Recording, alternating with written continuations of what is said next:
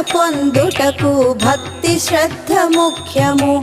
శుద్ధ ఉచ్చారముతో మంత్రము పఠించుము.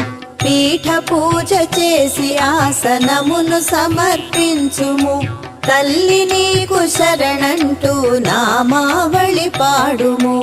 రాజేశ్వరి దేవిని భక్తితో స్మరించుము. రాహుకాల పూజ చేసి శుభ ఫలములు పొందుము.